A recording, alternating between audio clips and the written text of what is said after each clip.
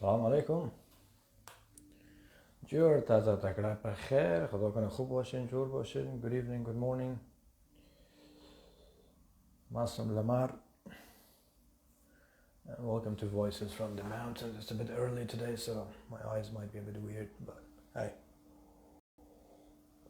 got a great gig coming up. We'll be talking to our very special guest today, Frishta Jonathan. We'll get to know more about her when she joins in, and of course today my co-host Ariana Jan Dilavari. Alright, here we are. I'm gonna first bring her.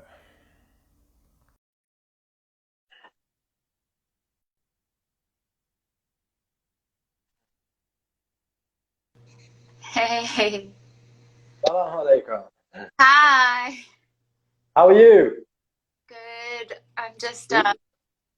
this is Look Todd. at you. This is Todd. Hi Todd, how are you, Todd? Taj. Taj. Why did I say Todd? I don't know. I'm sorry, Taj. Taj, okay. Taj sounds beautiful. How are you? How is life? How is family?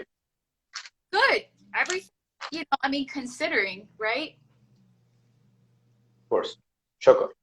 Shukr. I'm so glad to have you here today with me because I requested you, I think, 5 hours ago. I was like, okay, I would request Oriana John to co-host this with me because it's a bit of a broader subject and more at home for you guys. At least you would know more than that I would know. So are you good? You're pumped?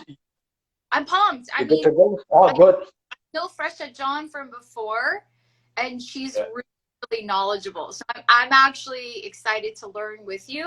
Like I'm hosting with you, but I'm excited to hear from her because she's very knowledgeable in her field. And yeah. Awesome. Thank you very much. Let's just wait for Prishta John to request to join. So if you can hear us, Muhtarama Frishta John, please request to join in so we could start our day today because I'm very excited for this. I've been excited since a couple of days ago and we couldn't do it, unfortunately, because of obviously time and all that. Here we are. Okay.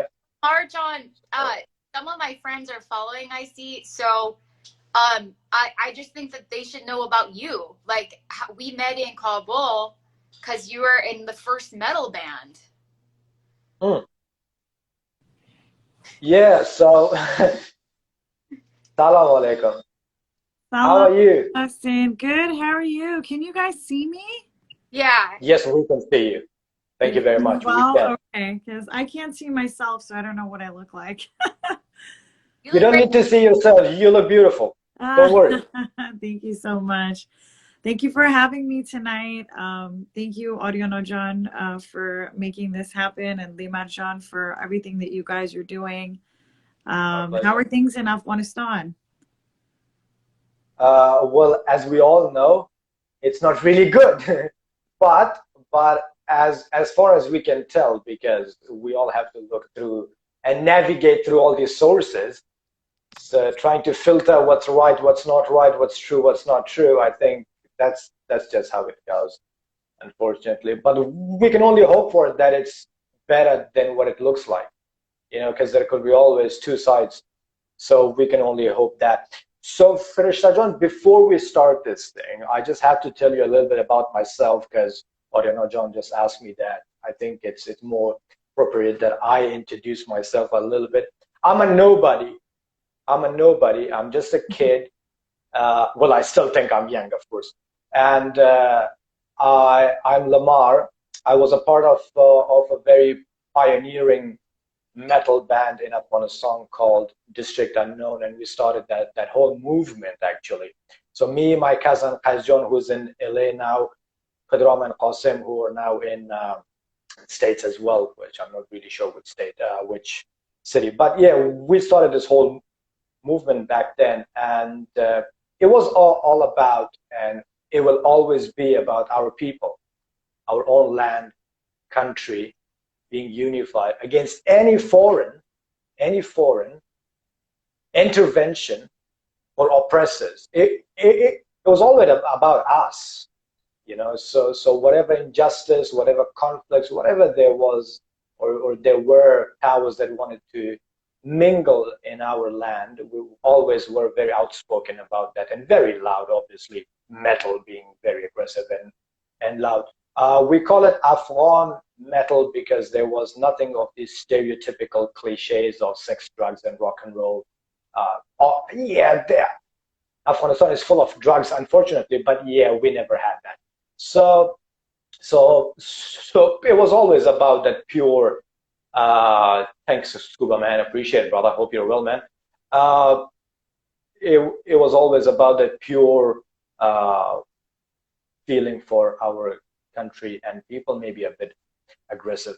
So we started this whole podcast thing because me and my cousin Kaisa and our friend and film producer from Rock Cobble, Travis, we wanted to start a podcast to share our own stories and experiences for the younger kids generation in Afghanistan, to because we will always come across these hurdles and obstacles that they could have learned from us. How did we actually went through them, and how did we achieve our own goals through art and being yourself? So we started this, and then obviously August 15 happened and everything boom, flip side. So this was a very little bit about me.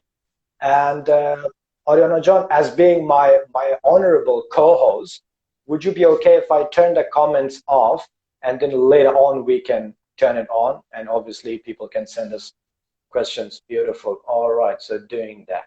Okay, so first off, we do an icebreaker on this show. We do a rapid fire round with our guests, so that we get going, we get smooth, because I prepare myself from like 2 hours ago. I keep talking to myself and all that stuff. So I'm good. I'm good with that. All right, so I'm gonna go first, if you allow me, Oriana John, and then we can go back and forth. Okay, beautiful. So, Farishta John, Amshire Muhtaram, if you could travel back in time and see one historical figure, who would that be and why? One historical figure. Oh, you've got me thinking after 20 hours of working a day. Wow, good on you. One historical figure and who it would be. My spiritual side would be to say the Prophet Muhammad, peace be upon him. It is his birthday today. Salam. I would go back in time. I would meet him and I would ask him.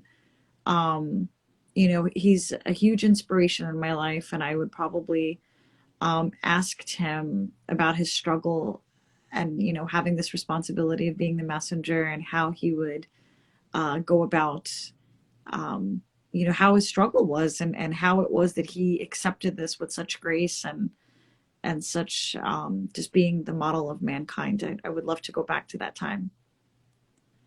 Subhanallah, beautiful answer. I think the best one I've heard yet, well, my favorite at least. I've heard really good answers for that in the past. I don't know, John, what you got to ask? If you were not a human and you could be any other animal, what would you be and why? Oh, Ariana John, I would be a cat. Wow. I think that cats are my favorite animal for many different reasons. One, I love their eyes. I think eyes are so important, the windows to the soul. Two, they're sassy, and I'm pretty sassy, and when I'm cranky, I'm pretty cranky. Bravo. But when I'm cuddly, I'm pretty cuddly. So I love the personality of a cat, and I feel like it fits me very well. Beautiful. Would you mind if I just add something on that with your previous answer? You said the Prophet, and the Prophet actually, he did pat a cat, because I think that's the only animal that he actually really loved. So he has patted a cat. Well, that's awesome. Can I answer that as well? Yeah. I mean, if I was an animal, I would love to be orca. Oh, I just love the orcas. They're so cute. They're just something so cute for me that I found endearing. Maybe it's because of the Free Willy that I was a kid and I just watched and I was like, ah, orcas, come on, man, they're the best things. So, all right, beautiful. So, Farishta John, if you weren't into this career that you are right now, and you were an artist, what art form would you choose? so definitely, my thing is hip hop, rap, R&B. I grew up at the time of the peak of when the 90s were. I actually grew up in the same neighborhood as the Wu-Tang Clan. It's a Oh very, shit. Okay. yeah. Okay. I will be careful. I will be careful. Okay. I got you. All right. I go to the same gym as Method Man. I'm very much into the hip hop scene, and I that would be my thing. I'd probably be a rapper. Wow. Wow. Okay. There we go. There we go. We've got a rapper in the house for the first time, actually. Bravo. Bravo. All right. All right, John, you got any one more? I got one more. You go. You go. Oh, come on. My co-host. Come on. All right. All right. Okay. If you could go anywhere in Afghanistan right now, like if it was freer, I don't want to say Freer. freer. Yeah. Where would you go and why? I would go to Kabul, the land of my parents. Both of my parents are from Kabul. Big shout out to Afghanistan. I have a sad story that every September I have a plan to come to Afghanistan. And this time I had, as they say in Farsi, Saranok, right? And unfortunately, all these things happened to once again prevent me from coming to the motherland. I would love to go back, and all the stories and all of the history that I've learned throughout my life as an Afghan American, I would love to go to Kabul so that I can see it, smell it, feel it. The last time my brother was there, I asked him to bring me back. He said, "What do you want from Afghanistan?" I said, "I want you to bring me back an hourglass of dirt." And he said, "What are you, nuts? I can't get through customs." And I said, "No, I just want khakawatan. I just want to be able to touch and feel the soil. If I can't be there, at least I can have it with me." So that's a very great question, and actually makes me feel very emotional that I wasn't able to do that, and don't really know when that can happen, but we'll stay as hopeful as possible. That's beautiful. That's absolutely beautiful. So for my last one, I would go a bit more into Afghanistan part. If you were actually raised in Afghanistan until today, what career would you have chosen as per what's happening? Wow, that's a really good question. If I was raised in Afghanistan and I was living in Afghanistan, I don't know, to be honest with you, what opportunities there would have been for me. I do come from a fairly open-minded and a liberal family from both ends. So I know that for my family, there wouldn't have been an issue as far as education went, and as far as that went, probably something in legally oriented. I was originally supposed to be an attorney, so I would imagine that I would go down that same path if I was there. Probably learn hukuk, right, or kind of get into that field. Beautiful, bravo. Well, we'll see. That was a very good starter as an icebreaker. I'm sure I really enjoyed it and very informative. Thank you very much for that. So, without any further ado, Oriana John, if you're ready, and Farishta John, if you're good, we're just going to get into the bread and butter of this thing. All right. So first off, tell us something really briefly about yourself. What's your educational background and what do you do at the moment? Sure, absolutely. So at the moment, as of August 15th, when the collapse of Afghanistan transpired, I took a leave of absence from my job. I am the senior refugee interventionist at Cornerstone Family Marriage Intervention. And basically what I do is I have two sets of clients. I have private clients who I see that are not Afghan. which is a very small percentage, but the majority of the people that I do see for counseling and therapy are Afghans, SIVs, refugees that have gone through PTSD, post-traumatic stress disorder, domestic violence issues with their spouses. I teach workshops on emotional wellness. I teach parenting in the West, anger management. That's some of the stuff I do. I also teach at Virginia Tech, behavioral health interpretation. And language is also a big thing for me. I run a translation agency and I like to teach and train interpreters, predominantly refugees, like for them to be able to continue doing the work that they did in Afghanistan, but here on a more certified and professional level so they can sustain what they were doing there and be recognized here. Beautiful. So you are actually a psychologist yourself, if that's the right term? So I'm an interventionist. It's so under the behavioral health and mental health field, there are several different categories. I'm not a psychologist, but I am an interventionist, which we use social wellness techniques to be able to assist people in issues that they're having. We also use spirituality as a technique. We don't shy away from using culture and religion and group settings. We don't shy away from that. The difference between psychology is a lot more rigid when it comes to the way things are done and the methodology, but intervention work is a lot more flexible and it does welcome other sorts of fields and methods into the way that people are counseled. Wonderful. So, well, we learn something new every day, and that's a very great thing to learn about, especially the fact that you actually said that we do incorporate spirituality as well with this whole practice, because that's, I think it makes more sense to connect to our people from our side of the world, especially Afghan, because they're very soulful, they're very spiritual, and that really reaches their hearts more closely than if we go to, as you said, the psychological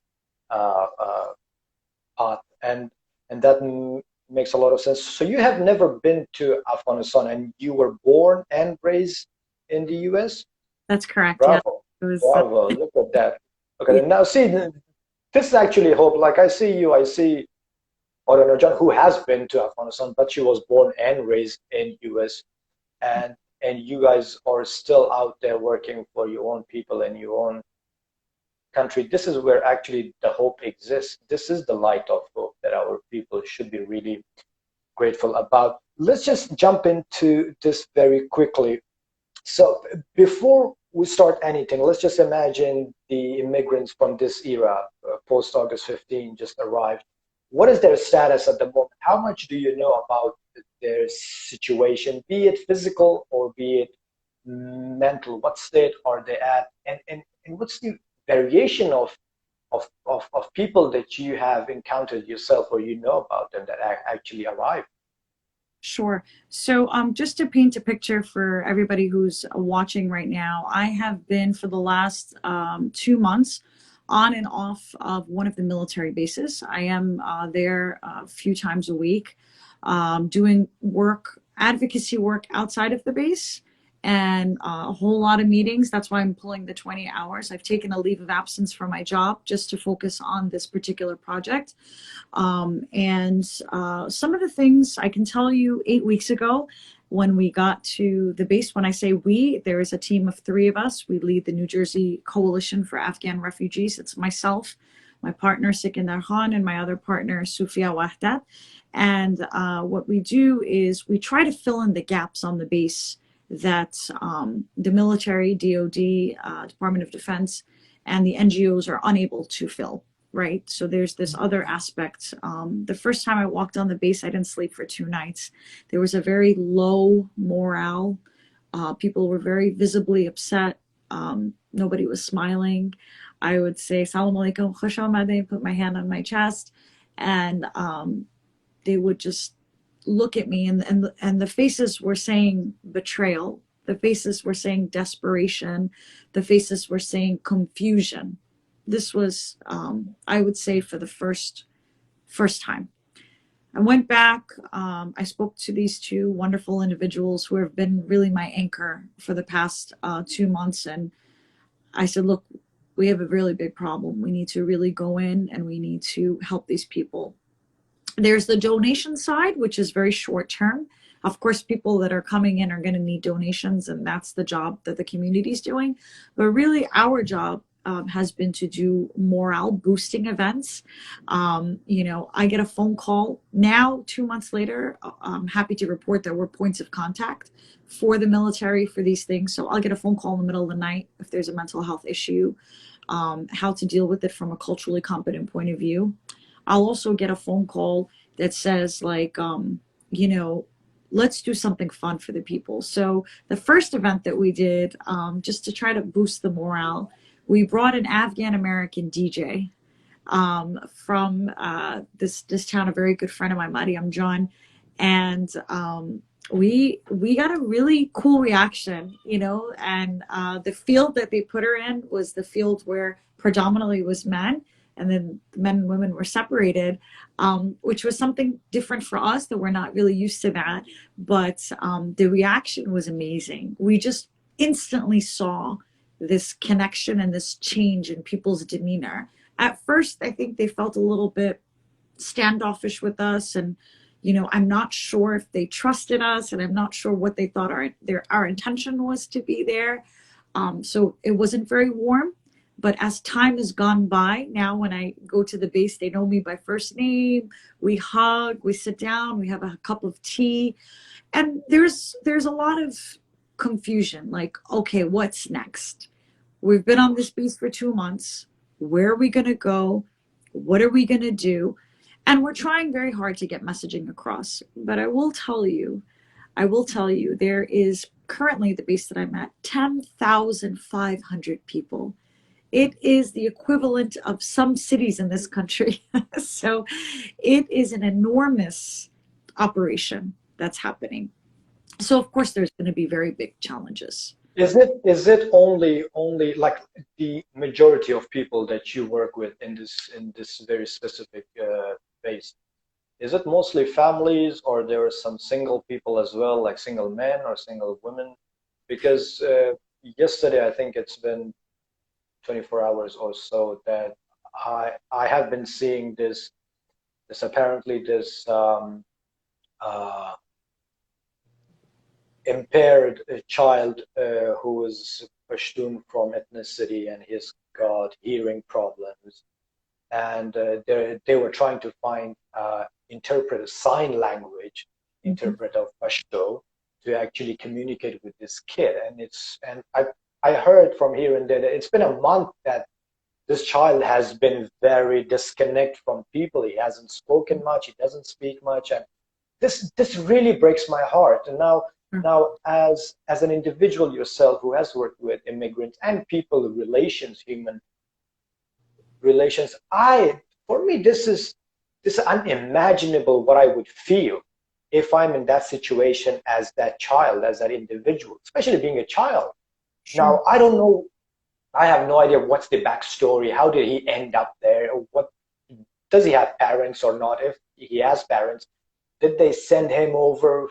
Now, again, coming back to my point, these people that you actually come across, did they have any plan, any hope in their mind that we are going for what? Or they just wanted to get in the plane and go wherever they could?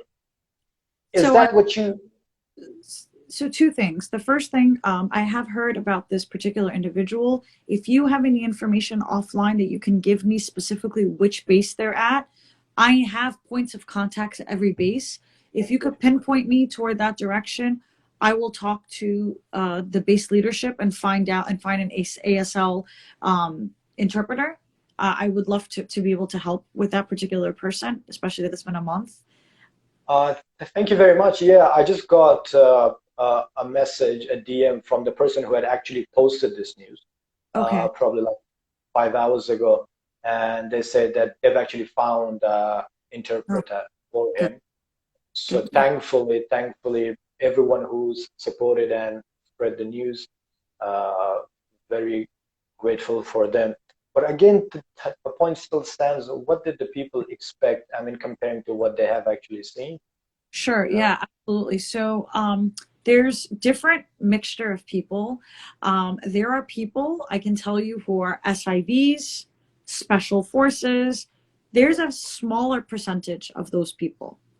of The course, large percentage of people are what they call parolees, which I really don't like that word because it's a word that criminalizes people and makes it seem like people are here because they did something wrong and they didn't.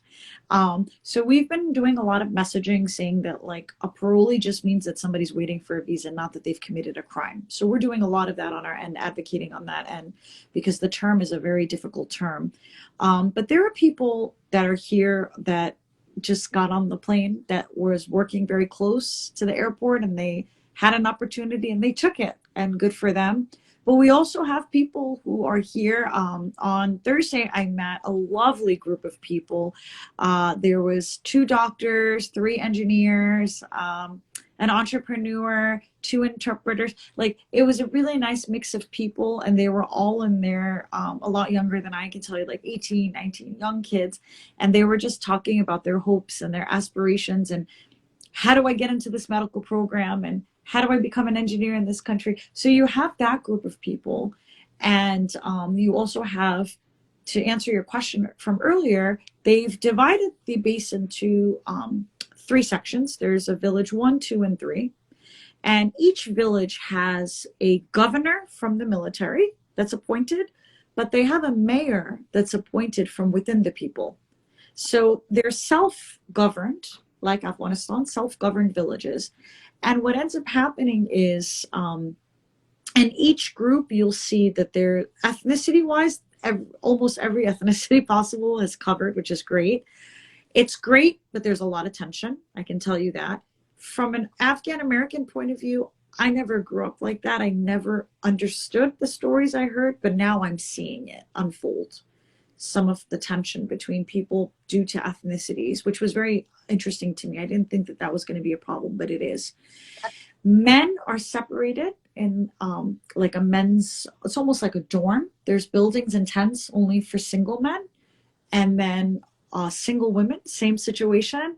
And then families are put with the single women. So if there is a husband, wife, and children, then they can also be in that same area. Then that's okay. But the single men are not together with the single women. Um, it's really interesting because each person that you meet is anxious because they don't know what's next. And to be able to message across to 10,500 people that I know you've been on this base for 45 days. I know that this is very difficult. Don't leave until you're processed. People are getting frustrated. People are getting upset. And people are like, what is this, right? Do I blame them? Absolutely not. You wear this, everybody's got this wristband, and the wristband has a 4-digit number. It's an HB number. And it's tough. But in the same token, and I have to say this, the love and the mercy that, because I was very nervous in the beginning, like what's going to happen. The love and the mercy that I see the military has with the Afghan people is so beautiful. Every time I leave the base, there's a different story that I have. I see women sitting down, chorzonu, with newborn moms and helping them feed their babies. I see some soldiers playing soccer with the kids and playing volleyball with them. And I walk by, I see kids coloring with them. So there is an environment of, now I can see the environment that they're trusting and they understand that everybody wants to help them. But there's always going to be problems whenever there's a large number of people. And some bases are being run a lot better than other bases. And that, what's affecting that is the communities. So if you have a community, I happen to live in an area, New York, New Jersey is a very, very vast Muslim community here. So we have all the Muslim communities that are like ready. Okay, what do you want us to do? All I have to do is send a text and everything gets ready and sent over. But there are areas, right, that some of these bases are in the middle of nowhere where there's not a lot of Muslims, where there's some more problems that we're facing. so, Oriana John, I can see that that you're really eager to say something. And please Oh, go ahead, please. yeah. Yes, please jump in. I mean, it's emotional here. Like, first of all, I'm just like, I'm so grateful for the work that you're doing, Fresha John. It's such important work, and it's very moving to me that you're doing this. Well, it's also just like frustrating that our people have to go through this at all. Like, it makes me so angry and sad. So I'm processing that as I'm hearing you. And I'm trying to have like hope because of what you're saying about the hopeful aspects of it. And obviously, I need to hold that hope for you because the work you're doing, you need to have hope to show up every day. So I'm like now Bravo. an inner kind of emotional roller coaster. Because it just feels like I can't believe that we're in, like, I can't believe that this is the situation because of how incredible Afghanistan is, what a beautiful country it is, and like the fact that our people have to be uprooted from it is just like, I just can't. But so I'm like going through that. Also, I related to what you were saying about being Afghan American. Like, my first trip to Afghanistan was in 2002. I grew up like my dad's family were Panjshiri, my mom's family were Pashtun. So Mhm. I didn't know about the tension at all my whole life. I didn't know that it even existed. Like, Yeah. I didn't even know about it. I just would hear stories of my mom, like very nostalgic stories about her Pashtun father speaking Pashto to her, and like his stories, and then I'd hear the stories of Panjshir, and I would hear them equally. I didn't hear any and I of course knew the Hazara history, but I didn't know about like the current tension until I got there. And then when I would have conversations with people, um, like in fact, like yeah, it just like that's when I learned. And then of course over time, so it's like as an Afghan American, holding space for that is really something that I'm always navigating it every day, because we want that unity, but we don't want a superficial unity. Like, it has to emerge in the country. So I'm just always like, how do I navigate just holding space for it organically in Afghanistan? And sometimes I think that's just about speaking up for whoever is the most marginalized, but also in a way that's inclusive. So it's not like, it's just delicate. So I just wanted to reflect on that, and just um, that I guess I have a question, like as you're speaking, I, I'm so happy that it's you there, because you have such a beautiful heart, but also like you have such expertise in mental health, and this is such a traumatic event. So I just wonder like how your mental health expertise is playing into what you're saying about the dynamics of these villages and like how you're interacting. No, that's a great question, Audiona John, and thank you so much for giving me hope through your hope. You always inspire me in everything you do and all of the important work you've done in Afghanistan. I'll be honest with you, the first month myself, I was suffering from some severe secondary trauma from the stories, and there's a lot of in displacement and aftermath of war. It's really ugly. And there were so many families separated, parents separated from children, children separated from parents, and just the reunification process, and trying to figure out how these minors separate, and trying to figure out some of these logistics were quite trying. I'll be honest with you.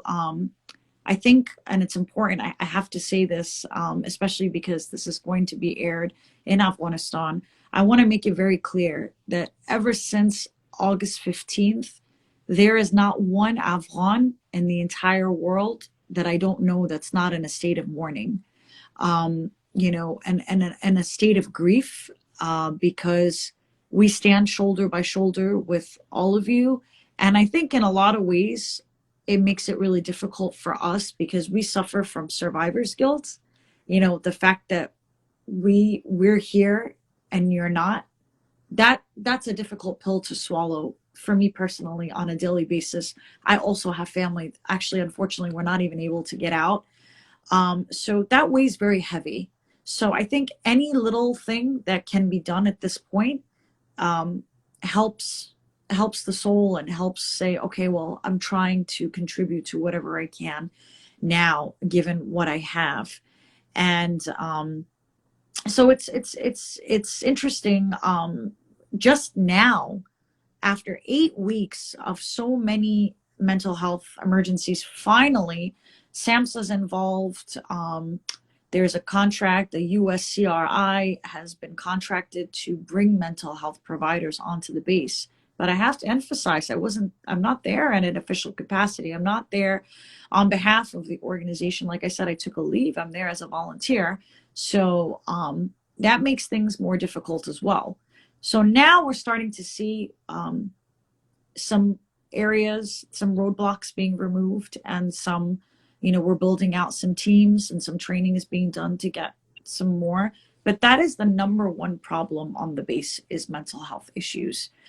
People are being arrested by accident because they may be having a mental health breakdown, and somebody who doesn't understand the language or understand mental health will think that this person's just being violent. So I've been really honestly being called in to mediate a lot of that stuff and to explain it and to try to fix it as much as I can. But that's only at where I am. There's 6 other bases. So and there are wonderful people working on all of them, volunteering their time as well. So big shout out to them as well. But we need more. We can do better, and we're aiming to do better. Well, I have to point out that hope you don't think that I've got Zardi, because my screen shows very yellowish. No, I'm good. Oh, okay. Oh, I look good. Okay. You guys look so bright and so beautiful and pretty, and me, I look like I just survived a jaundice or something. It's so yellowish. No, you look cool. You look cool. Yeah. Thank you. God, I had to hear that, right? So I had to go around, run around the bush just for you guys to say that. Thank you very much. Okay, now I feel good. Now I'm good. Thank you. So let's just think about the future. Okay, now all these people who are in the camps, someday or rather, hopefully soon, they will go and mix up in the society, right? In the American society, some of them have come here with the expectations of the big American dream, right? And some of them have no idea what they got themselves into, right? Okay, now the big factor about this, how to save our culture, how to assimilate without being so mixed and being flooded with the flow that you would forget who you are, where you're from. And that's how Afghanistan will get weaker and weaker every day. People will start to forget it. It will just become a dead trend, right? So what do you think, as in like a mental perspective, what they have to look out for if this message goes for them? What do you suggest to them? How to keep their culture alive while assimilating in the American society or European? Sure. So that's a great question. And cultural orientation is part of resettlement in the United States. So what will happen is all these people, once they leave the base, they will be resettled by an agency like IRC or Catholic Charities or Lutheran Social Services. One of these agencies will take them on. And once they take them on, they're going to do a cultural orientation. When we do the American cultural orientation, they have to do that in order to get their benefits. So it's mandatory. It's good that it's mandatory because they get to learn about the culture and the laws and how life works here. What I always say is that just because, you've been oriented to a different country, you've been assimilating to another country, doesn't mean by any means necessary. I know my family's been here for almost 50 years, and I can tell you that we do our Eid, we do our Nowruz. The beauty of the United States is that it's the melting pot. especially New York, of the world. And you can be Chinese and have your Chinese New Year. You can be Afghan and have your Nowruz. You can be anything you want to be here. Basically, you can keep your culture. Some ways to do that is obviously living in areas where there's a Afghan American community, or staying in touch with the community centers. The masjid is a huge place where people connect, and the house of God, that's where people make friends, that's where people hang out. And if you're not religious, there's community centers. There's also so many different ways of keeping still, these relationships and having these friendships with people. And there's so many pockets in the US of Afghan areas. Like if you go up to California, you go all the way to Fremont, there's an area like Little Kabul. If you come out here in New York, we have an Afghan area. Virginia has an Afghan area, restaurants, stores. So it's great. You can find your culture, and you can teach we always empower the children and tell them in school, when there's Nowruz, do a presentation on Nowruz. When it's Culture Day, pick Afghanistan, bring your flag. So that is the beauty of this country, that you can preserve your culture. You can be who you want to be, and Oriana John, I would love for you to jump in. She's a great example of that, because she's literally preserving her culture and her music and her talent and the arts, which is another great way of doing that. I know that I learned my culture and I preserve my culture through music. Our family really, really instilled in us Afghan music from a very young age. We used to hang out.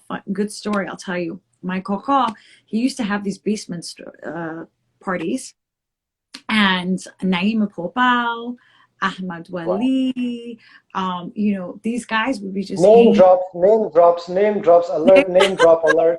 Okay, we get it. You're very high profile. Okay, No, not good at on you. I'm so jealous. Okay. But we were but we were young, and we were like 5, 6 years old. Like, we don't know what's going on, but we would hang out and we would watch. And my brother would sit down next to my dad. He learned how to do tabla in elementary school. And again, born and raised here, both of them, they play tabla, they play armonia. They learn these things because our parents instilled that in us. And we have to carry it on and to our children and our children's children. So music is a great way to do that. Food is another great way to do that. Instilling teaching the cuisine, eating the cuisine. It's a great way to keep the culture. And don't mind me saying, where did you go wrong that you chose hip hop and not Ghazal? What happened to you? No, I'm just joking. Yeah, look at me. I dare to say that, who comes from Afghanistan, who was born and raised, and he started playing metal. That's just yeah, no, I can understand. Lamar, like, I was in Kabul with like Rubab and Dilruba and Tabla and like all stripped down. Right. And then I meet them. It was perfect. It was like, I think that's the beauty of it, right? You always kind of want what you don't have or something. So it's like growing up here. Yeah. I was bored with Western instrumentation. I was like really longing for Afghan folk and classical. So that was a cool thing for me when I got to Kabul and I met you guys. Like, it was so cool to see. It's cool to me to see aspects of culture cross. Like, that crossing is really cool. And for me personally, Fresha John, like, I was very lucky because my mom was like a really wild free spirit, and she was really into arts, and so she was wild, and so she really like let me express freely, and there was never a pressure in my house like, you need to be more Afghan, like you need to be more this. I never had that pressure. And I think that like my dad and my mom both had such a passion for our people and for our culture, and that was just a model for me, and nobody pressured me. So on my own, I fell into deep love with our culture. And then when I went back, like, even though like I might seem, because I grew up here, like American in a lot of ways. Like really, I relate way more to Afghanistan than here. Like when I started to go there, I felt like part of my soul, like I felt like I finally felt like I was home, and I felt very it was the first time in my life I felt like I fit in. Mm. I've never felt like I belonged here, even though like I know all these people and I grew up here. Like I just never have ever felt like I belonged here. But when I was there, and that's why it's so devastating. It's like, well, that's not why. That's like one tiny piece of why. What this is all. But for me, like that freedom, like that free choice in life. Like if you like in a friendship or any kind of dynamic relationship, like when there's true free choice, and it's like, oh, I show up to see you because I love you, I care about you, and I want, like, I'm here right now talking to you guys because I care about you guys. I was excited to talk to you. It's like that with our culture, like keeping that freedom, I think, because I saw a lot of backfiring in Afghan American diaspora, where it was like if the parents were too like, you can't do that because you're Afghan, or you have to do this, or you have to. It backfires in Afghan diaspora, and then you get people rejecting their culture. That's all. I just thought I'd bring up that point. Yeah. Beautiful. Yeah, I think I do have to a little bit clarify this point, because I fell in love with music in general from my obviously family. So in my family, men and women, my aunts, my uncles, my dad, and my, as a hobby, they all love music and they practice music. Shabni Shinyo, they would sit together, they would sing together, brothers and sisters and all. I think, but as we new generation grow up and we progress and to venture into new sides of this whole spectrum of arts and music, I think we were a bit more aggressive. Perhaps the work I had done, played too many video games and whatnot, So I think our attention was more into these extreme sort of music, because for us it was more like, okay, the message gets conveyed or sent across very quickly and strongly with this genre of music. So that just was a part of us, how to express ourselves. Also, When coming to I love the performance art aspect, the masks you wore. Can you talk about that? You know what? So I'm not sure if Farishta John has seen that picture or the video or the performance. Our first very major open release of our first EP, we had to wear masks in order to sort of cover our identities because of risks involved in Afghanistan, because we were prolific and infamous for being the devil worshippers, which as metalheads, we find it cool. We're like, oh shit, this is getting real. But it's not really that cool when you're in Afghanistan and walking up and down the road and you work on daily basis with these long hairs and goatees. But it was fun. We had that masks, and I remember because Kais, Pedram, and Qasim, which Orion John knows them very well. They actually, Qasim made them these masks out of this sort of a clay or something. But I have always loved my ugly face so much. I was like, no, man, I've got some allergy on my skin, so I'm not gonna do that on my face. So I actually found, or did I actually steal a socks? The ladies' socks, those black thin socks, and I actually wore that. And somebody actually said, whose pantyhose did you steal, bro? You're just wearing it on your face. I was like, I'm just into that kink, man. Okay, that's just my thing. But yeah, that was that's how we did things, right? Very unconditional sort of way, and that was the whole theme, and the whole topic was that, look, okay, these are the things that we want to talk about, but in order to get your attention, because I was very famously known to be very outspoken, very loud, and very rude when we did our lives, because most of our concerts or gigs were in these expat communities or locations. And every time I go there, our songs were about the rise in the opium production and addiction and these bombings and these killings without reasons, no justification, all these corruption, blah blah blah. So all our theme was that, and I would get into arguments with all these diplomats and news media all the time, just because I was just Afghan. I was really Afghan, and that was my, and I was hated for that. Like, oh, here he comes again. Let's just move on. So that was my way of expressing our pain, you know, even back then. Okay, so for me, even back then was painful as it is today.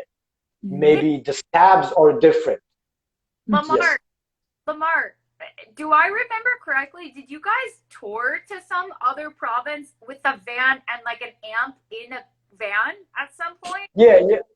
Yeah. I think I wasn't there then. It was Qais and Yusuf and Rabbi John from Kabul Dreams, and they actually made this tour to Azar Sharif, and they actually got stoned. So ironic, right? Stoned. So freaking rock and roll, and you get stoned. The rocks are actually involved no matter what you do. It's rocks everywhere. They actually did rock. Literally, they did rock. They got hit with the rocks. So yeah, that was fun. Yeah, Yusuf got arrested, and but again, problems even then existed with that sort of aggressive music or whatnot. Farishta John, I'm Shireen Muhtaram. I know you're tired, and I really appreciate your time. I'm not gonna hold you for much long, but I'm gonna take this opportunity and be sorry. But I will hold you for just quickly some more.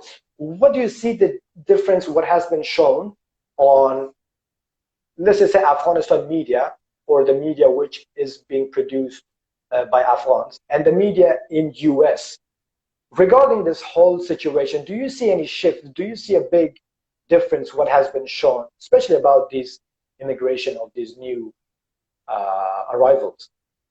Yeah, so I think that no matter what the news is, depending on who's reporting it and who's talking about it, there's going to be a different perspective regardless. You know, whether you're talking about immigration, whether you're talking about the elections. You know, I was very civically engaged and active during the whole election process. And when I would watch something from the Afghan news and then I would watch something from the American news, obviously it's very different perspectives. So I'm not surprised that the perspectives are different. And there's also important to mention that people are going to see things in their lens.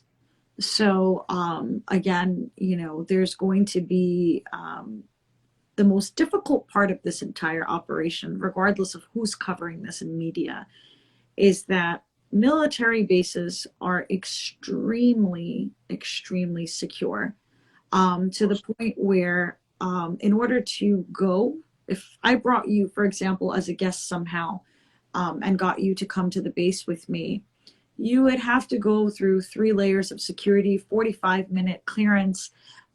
It's a very different operation and very unique. I always laugh and tell people when they say, oh, I want to go to the base with you, I said, it's not like the supermarket where you're going to go get sauda, right? You're going to, essentially, you're going to a facility in which, and there is limited media allowed there, for the reason that to protect our Afghan guests. And we refer to the people who are on the base as guests. So does the military, so does the NGOs. They are literally our guests, our Mehman, and we're trying to do whatever we can do to make them comfortable. But also, in the same token, when a Mehman has been somewhere for too long, it gets more difficult to take care of that Mehman. But it's important to know that that's a big missing piece in the chunk of all of this. The fact that there isn't a lot of media that's allowed so that these guests are not exploited. It's not really, a lot of people are under the impression that the media is not allowed to be there. They are, but it's difficult to get on there. There's very specific media that can go in a very specific way. It's not so, oh, we're hiding something. There's nothing to hide per se. That's not the issue. It's more like these people are still being processed. They don't have a status in this country yet, right? We're still processing them. They're still going through medical examinations. They're still going through several different kinds of screenings. It's important that we respect them. We don't exploit their identities because they have families that are back home that might be put in danger due to the fact that they're in the States. You know this better than I've had plenty of wonderful, I have wonderful friends in the media in Afghanistan that I work with on some mental health projects, and I appear on their shows, and I have my own show as well. Wonderful people, but the problem is that, you know, we have to try to protect them. So there's a lot of things that go into that. So that's what I'll say about different perspectives and different coverages. And the whole American people, being non-Muslims or non-Afghans, a part of my question was that what do they expect from these people? What sort of image they have of these new?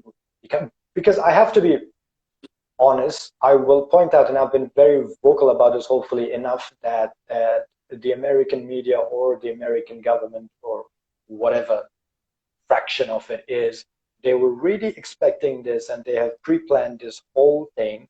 When I see media propaganda like United States of Al, okay, because I think that's what they put out there as to justify arrival of these people, and what should the American civilians should expect of these people.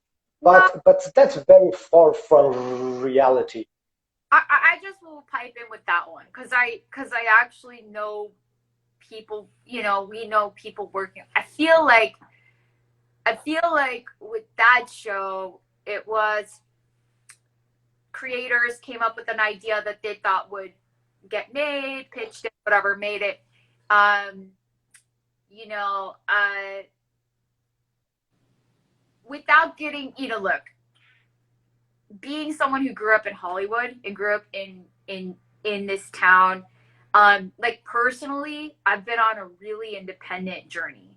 So I started acting like in other people's stuff, and like 2006, I had this realization. I had gone in to read for a part that was about the Iraq War. And like the year before that, like half the roles I was doing were like independent artists, like punk, whatever girl. And then it was like the terrorist's best friend, the terrorist's girlfriend. And I'd read for the terrorist's wife. I mean, it's just everything was about terrorism. And I'd get to set, like I remember this one show, and I got to set, and I was like, this is so crazy. Like the guy directing this is white. There's like no Muslim writers in the writers room or anyone from the region. And then I was like, wow, I do like hours and hours of acting homework and go to class every week. And I prepare for these roles. And so much of my time, of my life, is given to walking into a room in a part that I don't even at the end of the day believe in how it's being told. And at the same time, I was right that year, I was booking a bunch, but I'd read for this part about this film in Iraq, and like I got to at the same time I was supposed to record my album in Afghanistan, and the dates would have conflicted if I booked that movie. And I remember that was like the turning point for me, like, oh, I want to make the album, like this is cool or whatever, but like that's not going to be told right, like because it's not even an Iraqi telling the story. And I had a moment of like, oh wow, I've been doing this for over a decade, and what is the point? And then all of a sudden I pivoted to just being this like really independent artist. But I grew up in this town, so I know how the system works. And what I will say is there is so much it's changing, like narratives are changing, voices are changing, but there's just so many layers of bureaucracy, and so it's just so hard. So the one thing I will say, you know, without giving my own personal opinion of that show, I will say that I'm happy that the Afghans working on the show are getting a break for their career, and I hope that they then go like make other choices. And that's it. I mean, because I mean, for me, I was on all these things where nothing that I was in was negatively, like I said no to the parts I felt were, I always said no to parts I felt like were not in alignment. But there's only so much you can do that, right? So then I'd say to my manager, like, I'm not reading for that. And then my manager's like, well, I mean, it was like at a time when there was much less representation. You know, this is a different moment. But I was like, nope. And then he'd be like, look, well, what do you want to read for? And then there was a point with my activism where I was like, yeah, I can't do commercials anymore because if I'm going to say Begone Taliban and sing Begone Taliban, I can't be in a McDonald's commercial. Like, I can't do both. And like, I don't know. I just think everyone makes, basically, I'm just saying, I don't think it's as black and white as what you think, Lamar John, where it's like, oh, the US government, blah, blah, blah. But I will say I've been blocked before. Like, I know that bigger, like higher forces have blocked my voice. Of course. I don't know. Everybody has an individual. I have to stay independent because for me, you can't be this like hardcore activist and then just like, I don't know. It's just everybody has an individual choice. That's my 2 cents. Exactly. I completely agree with that. Even for me as a so-called, which I'm not in any sense, a musician, a rocker from Kabul, it could have been really more promotional, if for the lack of term, that if I could have actually sang about strip clubs, alcohol, and drugs, right? I could have got more fame. I could have been more out there in all the media and what else. But I chose not to do that because that wasn't, regardless of people hated me or loved me, that wasn't me, and I would have never spoken about that. But Arya John, Be Gone Taliban and McDonald's would have matched really good, because feed them McDonald's and they've been lazy, can't even move, and and just shoot the fish in the barrel. Trust me, that would have worked fine. You just missed the whole opportunity. Muhtarama Amshire Muhtaram Farishta John, thank you very much. Plus, thank you very, very much for your shairana look. Very shairana. Thank you very much. You just made our day. Thank you for being here. Thank you for accepting our request. Thank you for sharing your wisdom and your experiences. I'm really glad and I'm very thankful for the work that you're doing and people like yourself. And that just, it gives us more hope for those people who are just at the moment stuck there. Any last takeaways from each of you, my wonderful co-host and our beautiful guest? Any last takeaways for your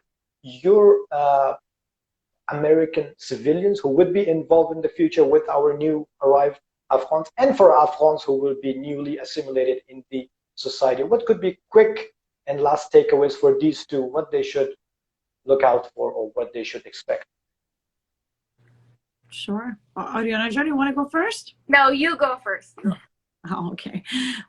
So thank you guys so much for Ariana John for co-hosting, Lamar John for having us on your show. It's been such a pleasure. What a fun show. Please bring me back. Yeah, would love to. Would love to.